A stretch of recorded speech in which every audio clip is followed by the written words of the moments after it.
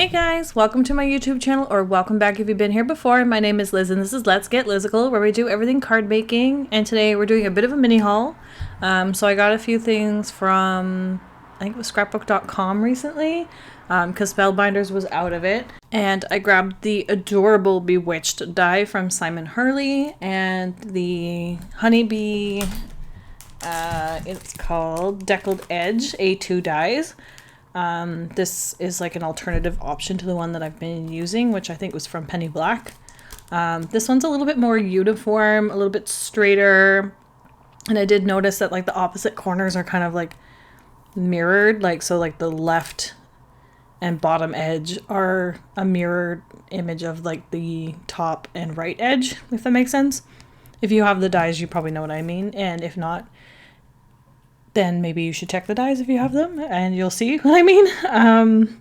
But yeah, so again, nothing wrong with that. It gives the deckled edge look, which I love, and we're going to be using it on our card today. And today I am finally getting around to using the Magical Wizards and what is this one called? Spell Abilities stamp sets from Mama Elephant, as well as their trading card dies.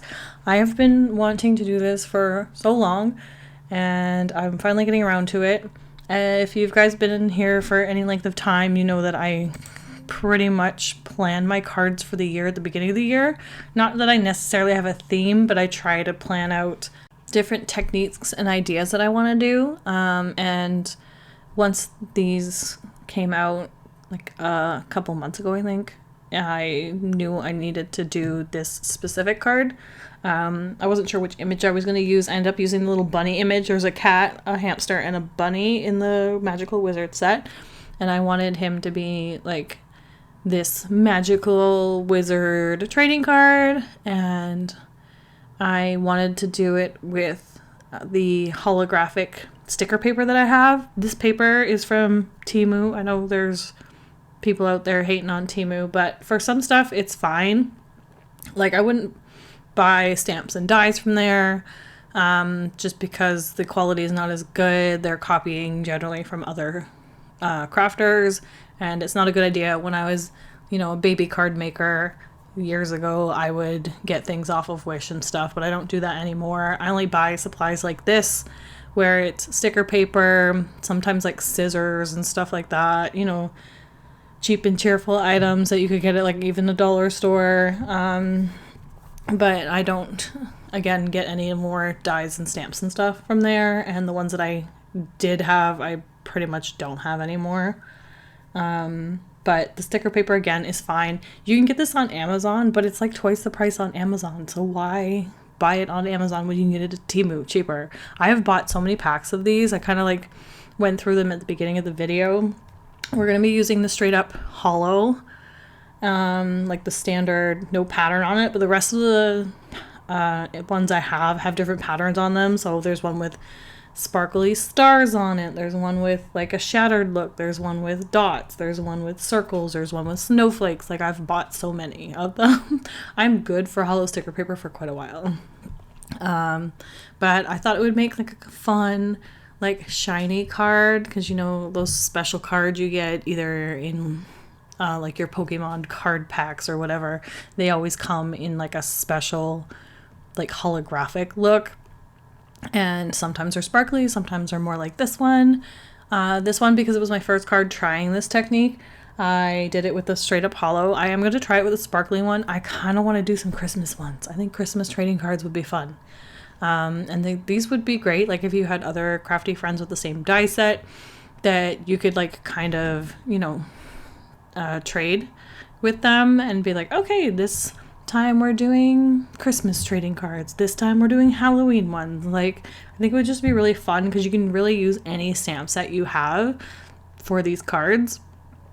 And I do recommend kind of getting the Magical Wizard stamp set, because it does come with like little icons that you can stamp in the little circle area, but it's not 100% necessary.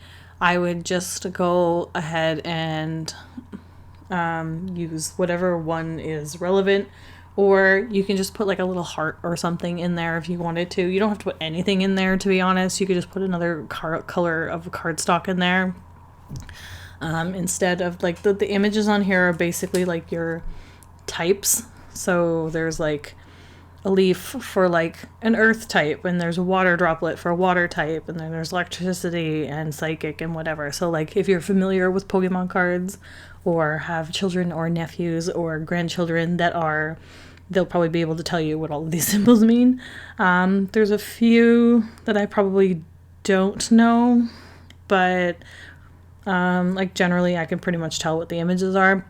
They are handy to put in the top corner because it just kind of tells you what type of Pokemon it is or whatever. It's not necessarily for Pokemon, but because mine's going to be just like a magical bunny wizard, and the bunny has a little star like holding his cloak together, so I ended up using the star for the emblem as well. But again, the stamp set, it's not a must-have. It's a nice-to-have, I would say. I love it because I love Mama Elephant products. Like, they're my most collected stamp collection, I think. I was kind of looking at that yesterday, and I used to collect the MFT ones, like the Birdie Brown ones, but they're no longer in business, and she stopped designing for them a while ago. So I stopped kind of ordering from them because the newer ones that they got weren't quite what I was looking for. But Mama Elephant, again, is my most collected. And this wizard set, again, I had to have. If you guys watched my Plan With Me video on the 1st of September, I kind of like talked about how I'm like very much into fantasy and like everything, you know, dragons and wizards and whatnot. I'm not really into the sci-fi side of fantasy, but like traditional fantasy where it's like, again, like there's magic, there's wizards, there's dragons, there's, you know, all of that fun stuff. So this card is right up my alley. And I had a lot of fun making it. And again, I want to make these for different occasions. So I think this is going to be another die set that you're probably going to see often on this video, so I hope that's okay. But I just think it's like really fun, and maybe this year for Christmas, instead of cards, I will give out little trading cards to my friends instead, which I think again would be fun. When I did the base of the card, I put the holo on every color that I was cutting out. I did this in purples, so I wanted a dark purple for the edge, a medium purple for the like frame that's on the inside, and then an even lighter purple in the top and bottom sections. The middle section I'm going to leave white because I'm going to be coloring the image that goes in there. I am going to try this next time by assembling the card and then putting the holo over top the entire thing. I was just worried with like the, let's call them seam lines for lack of better wording. When you inlay all the pieces to where they're supposed to be, there's kind of a bit of a beveled edge there. So I was worried that if I put the sticker paper over the entire thing, it might like bubble up in places where the seam lines were. And I didn't want that to happen. So I decided to holo every single piece that I did. So again, like I put it on the colored cardstock first, and then I die cut it. And in order to get a decent cut, it doesn't cut perfectly. I find this is kind of like the scrapbook.com glitter paper that I have, where it cuts through the paper, but not necessarily the top layer that they have that kind of like seals everything together. There's like a bit of a film there for some reason. Even if the die is right up against it, it doesn't cut through it properly for like, again, for some reason. Like, I'm not sure why or how that happens. I think it's just there's little areas here and there for the film that kind of like want to stick around. So I think on one of my videos somebody commented I should put another piece of paper underneath it.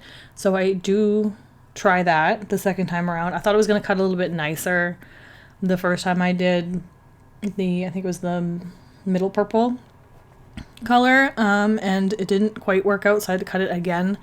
But I grabbed a piece of scrap cardstock for that one, and then for the other ones that I did, I kind of just used the backing layer from the holographic paper because I just had it there anyway, so I might as well use it.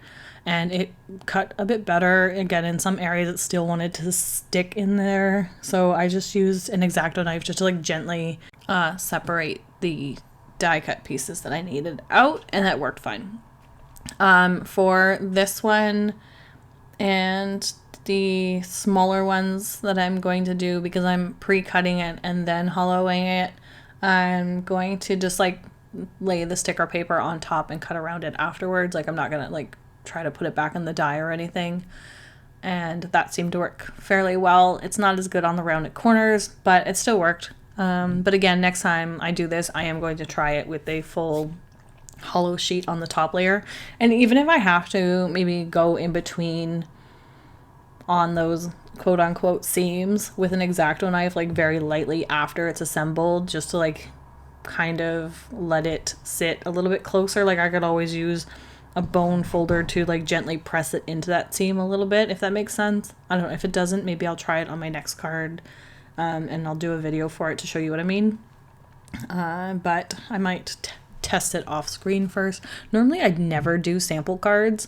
Once in a while I'll do a template for things that are a little bit more interactive, but for the most part I try to experiment on camera so that you guys can see, you know, the process.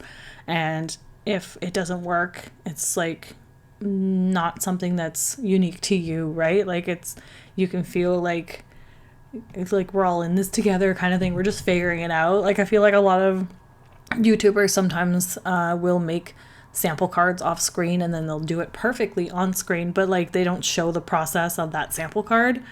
And it's kind of a little bit misleading because they've done the practice and the work into it, and I get that. But I, again, like to do it on screen so that you guys can see the process, see that there are struggles sometimes, and then we just need to work through it, which is perfectly fine. And that's part of the fun of the process, right? So you're learning, you're getting new techniques, new skills, and just working through it, figuring things out. Again, like I said, I was worried that a full sheet of holographic sticker paper on top of this might make it look funny, so I did it this way this time, but it is a little bit fiddly doing it the way I did do it. It took me almost an hour to do this card because of that, but for next time we will try it a different way and see if that works better. But if you are wanting to make these cards look a little bit flat, you're obviously not going to be die cutting and sticking images on either. You're going to be creating your full scene flat on these cards just so that everything lays flat. You can obviously, if you want, make them a little bit more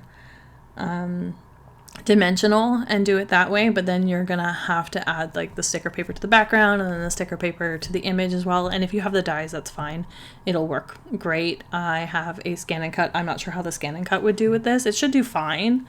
But again, like I worry about it not necessarily cutting fully through the film, and the hollow might also mess up the scanner because it would like brighten the image because it would like add a glare, if that makes sense. So I don't know if that would work or not.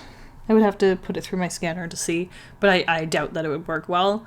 So this is also maybe something, if you wanted to add them a dimension, you want to make sure you have the dies for the set you're working on. If you're wanting to add all the sparkle and the glitter and the holographic look to it if you want. And then maybe we can try that for another card. Again, you're probably going to see this die set quite a bit on my channel, along with the postage collage stamp, because these two die sets, both genius, from both Waffle Flower and Mama Elephant. And I think they're very, very versatile. Again, you can use any of your stamp sets to create something with these. And you can use the stamps from your other stamp sets to fill in some of these areas. Like obviously it might be a little bit harder to find smaller words or whatever, or the right ones to put in these areas because they are a bit smaller.